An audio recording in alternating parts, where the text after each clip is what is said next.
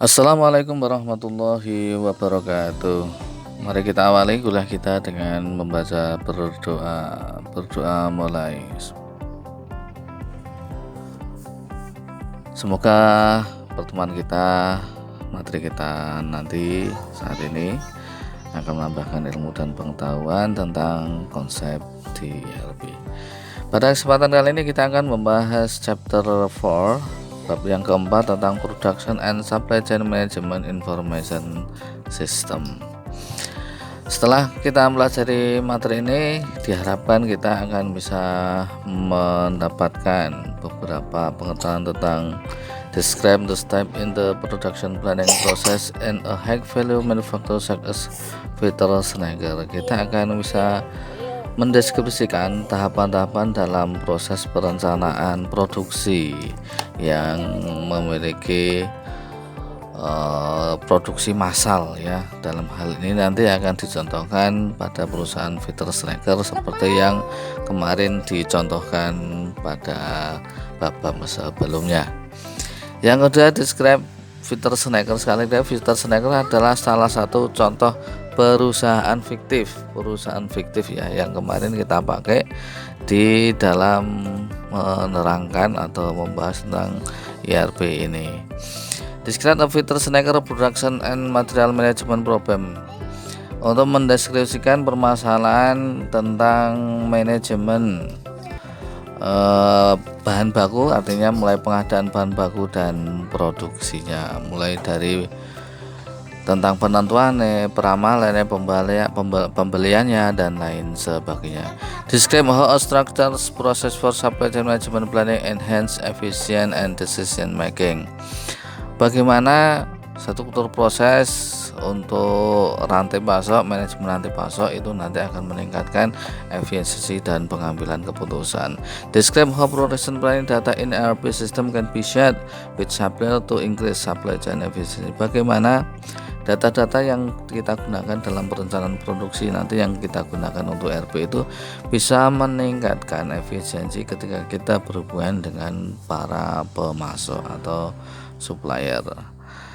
Production overview ini sekedar untuk mengingatkan saja bahwa dulu pernah kita bahas juga di mata kuliah perencanaan dan pengelolaan produksi terkait dengan kegiatan proses produksi atau manufaktur. Maka beberapa hal yang perlu kita ketahui adalah to meet customer demand efficiently, untuk mengetahui kebutuhan customer, maka kita sebaiknya memiliki yang namanya forecast. Dalam hal ini dicontohkan Peter Schneider ya, has must develop a forecast as customer demand. Kita mestinya melakukan peramalan terutama untuk perusahaan-perusahaan yang max to stock, artinya dia perusahaan yang membuat produknya kemudian didistribusikan pada akhirnya sampai kepada pelanggan, karena berbasis pada peramalan ataupun data-data pada masa lalu.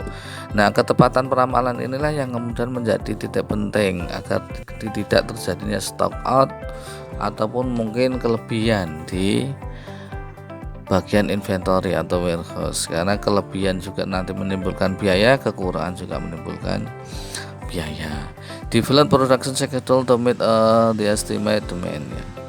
Perencanaan yang bagus nanti akan mengarah atau memberikan estimasi perkiraan kebutuhan yang nanti akan dibeli. ERP system is good tool for developing and executing production plan.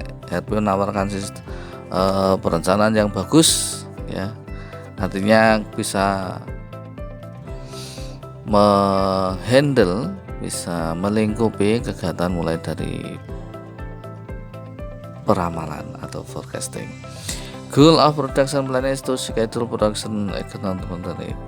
Pada akhirnya nanti perencanaan produksi itu kemudian nanti bisa dijadwalkan agar lebih ekonomis efisiensi. Di general approach to production ya, dulu sudah pernah kita bahas di P3 ya, perencanaan produksi. Nanti bisa dilihat lagi apa itu max to stock, max to order, and assembly itu order jenis-jenis perusahaan ya. Nah, ini contohnya fitur snacker, dia memiliki bahan baku yang kemudian di mixing, ya di mixer, kemudian ini proses pembuatan snack barnya dari foam, pack, kemudian langsung jadi produk jadi. Nah, di fitur snacker ini contoh kasus, sekali lagi contoh kasus yang mungkin nanti juga bisa terjadi di perusahaan-perusahaan yang produksi massal, ya tidak hanya snack, mungkin makanan yang lain, makanan ringan yang lain, atau mungkin yang lain lah ya, sepatu dan lain sebagainya ya. Has a problem deciding how many parts to make. Perusahaan yang MTS make to stock itu kadang memiliki permasalahan tentang berapa banyak yang harus kita buat dan kapan gitu. Nah, communication problem with fitur snacker marketing and sales personnel don't share information production. Nah, ini yang kadang terjadi adalah di bagian pemasaran dan penjualan itu tidak memberikan informasi kepada bagian produksi, padahal bagian pemasaran inilah yang kemudian nanti menjadi data bahwa berapa yang akan kita buat, walaupun bukan data pemesanan ya, tapi data perkiraan berapa yang akan nanti kita buat berdasarkan periodical musimnya. Production personnel find it hard to deal with sudden increase in demand. Might cause shortage. Nah, ini yang terjadi, bisa terjadi kekurangan ataupun kelebihan bahan baku. Di SAP ini dia melakukan pendekatan seperti pada gambar. Sales dia melakukan dengan SAP, kita bisa melakukan sales forecasting ya, peramalan penjualan, kemudian starting inventory juga bisa langsung kemudian memberikan berapa yang harus kita simpan, sales and operation planning itu kemudian langsung ke masuk untuk melakukan manajemen kebutuhan. Nah, dari manajemen kebutuhan ini nanti akan bisa diarahkan kepada bagian produksi tentang penjadwalannya dan dijadwalkan untuk pengadaan bahan bakunya, MRP, Material Requirement Planning, atau perencanaan kebutuhan bahan baku. Sehingga dengan SAP ini,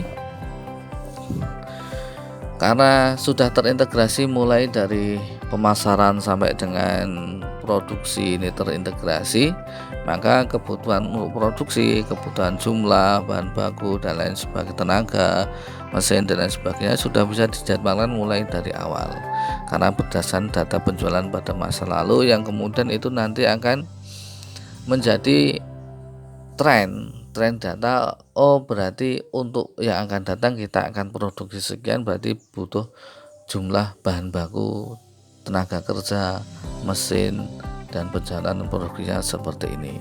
Sehingga hal-hal yang besar itu menjadi lebih efektif dan efisien ketika kita menerapkan sistem ERP. Pada contohnya adalah self forecasting. SAP dalam hal ini ya, SAP ini adalah salah satu brand dari software ERP yang terkenal ya. System take an integrated approach whenever a sales record initial distribution module quantity shall is recorded as a consumption value for that material. Hasil penjualan nanti akan direkam di bagian penjualan dan distribusi. Ini simple forecasting technique use the period sales and then adjust those figure for current condition. Nah, dari hasil penjualan tadi kemudian bisa digunakan untuk basis peramalan ataupun teknik forecasting, teknik peramalan yang nanti akan kita gunakan untuk memprediksi pada periode yang datang itu kita akan memproduksi berapa jumlahnya. Nah, berapa jumlah itu nanti akan berpengaruh kepada bagaimana berapa yang harus kita beli bahan bakunya kapan, dan itu bisa diproduksi mulai kapan. To make a forecast for fitur snacker, use previous year's sales data in combination with marketing initiative to increase sales. Nah, untuk fitur snacker sendiri ini digunakan periodenya itu per tahun. Nah, ini contohnya. Di sini yang putih itu ada historical sales value, yang putih ini, yang kemudian dari data hasil penjualannya kemudian bisa diberikan, oh berarti periode yang akan datang itu tren datanya itu seperti ini, sehingga kita harus produksi berapa. Nah, jumlah produksi berapa ini nanti kemudian menentukan berapa jumlah bahan baku atau material requirement yang nanti akan ditentukan.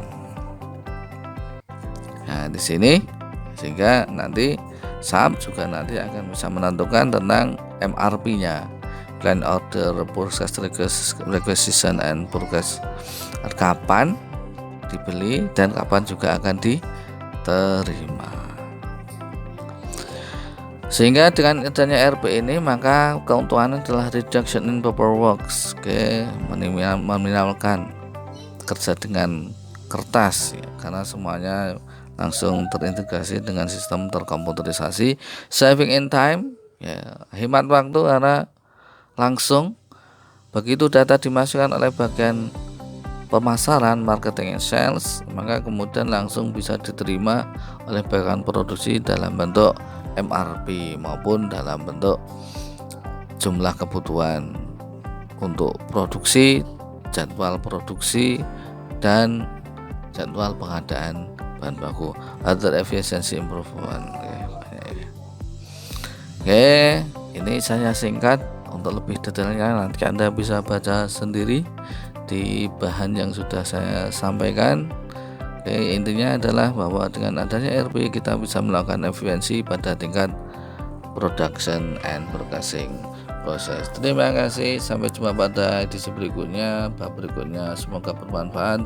Assalamualaikum warahmatullahi